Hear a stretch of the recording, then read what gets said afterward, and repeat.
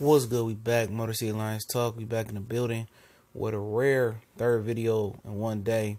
But we doing it, and some breaking news came down according to Josina Anderson from ESPN that Teryl Austin is being allowed to interview for the defensive coordinator position with the Cincinnati Bengals. We know the Cincinnati Bengals just signed Marvin Lewis to a 2-year contract extension, and now he looks like he wants to make some adjustments to his staff.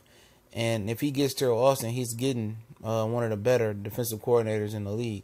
I mean, he made water. I mean, he made wine with just water with the Detroit Lions over the last few seasons. When he had, good players such as Ndamukong Suh and Ziggy Ansah up front and an okay defense, it wasn't, player for player that year. The year they lost to the Cowboys, player for player, that wasn't the top 5 defense.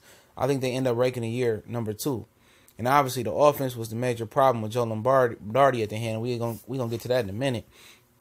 The next year I can't remember, but he had good years with what he had.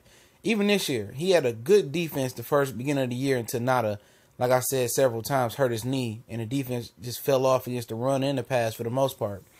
Pass rush fell off, everything. Nada was occupying double teams, and he still was a functional cog up front. But now, after that, the defense did slip, but they didn't have anybody on defense in the front seven that was consistent.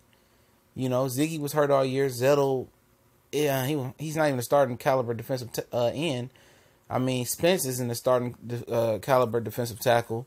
Washington is the spot player. I mean, A'Shawn Robinson is okay, but he ain't no premier defensive tackle. Jared Davis was okay, but he wasn't the same player after the Odell Beckham injury in week 2.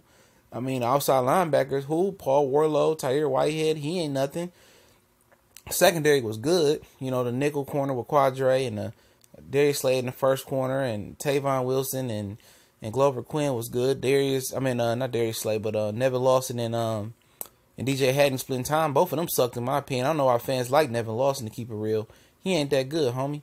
But they now it seems like what this means. It seems like he's not gonna get the head coaching position. They're going to bring a defensive guy, which is Matt Patricia. Everybody knows that's the guy they want to bring in unless he chooses to take the New York Giants job. But him and Bob Quinn have a close relationship. So it seems to be Matt Patricia is going to be the next head coach. But all of I'm saying is you bringing in Matt Patricia, okay? His defense was worse than Teryl offense's defense this year, and he had names. He had Gilmore, Butler, McCourty, Hightower at one point. They had names over there. And saying that he's going to come in and be a good coach, I see some players wear him out. Saying he going to come in and be a good coach when we really know Bill Belichick makes all the adjustments on that defense. We seen when Romeo Cornell left, he wasn't nothing. Charlie Watson on the offensive side, he didn't do nothing. Josh McDaniels left, he didn't do nothing. Bill O'Brien with the Texans, he didn't do nothing. So why is you picking off a tree that's giving you consistently rotten apples?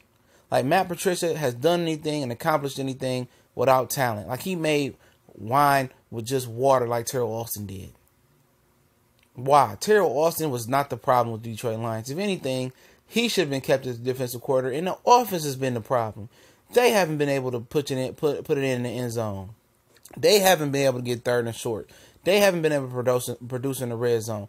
They haven't been able to run the ball. They haven't been able to protect Matthew Stafford. So how is Jim Bob Cooter going to retain his position because, Matthew Stafford's like to drop back and throw it 50, 60, 70 times a game and doesn't care if he has a running game or not to put longevity on his career, but we going to make Jim Caldwell and Teryl Austin the scapegoats. See, this is what I don't understand. And fans, you continue to go down there and buy this mediocrity. Attendance for the Detroit Lions is up 5.2% this year, and that's a record for the Detroit Lions. And I can just tell you right now, this is a move that's not going to work with Matt Patricia. He ain't no head coach. You don't see no other teams got him linked to a head coaching job other than the New York Giants. We know they dysfunctional. You don't hear nobody saying, Matt Patricia, he ain't interviewed for no jobs over the last several years that I heard of that he was in the running for. Austin has. Jim Bob Cooter has only been asked to be with the Tennessee Volunteers. And he didn't want that job, and that's a shitty job because of the fan base. So how I just don't understand. The offense is a problem. We getting a defensive guy. We keeping an offensive guy who's been the problem in Jim Bob Cooter. Somebody please explain this madness to me. Or am I tripping? Let me know in the comment section. Motor City Lions Talk. We out.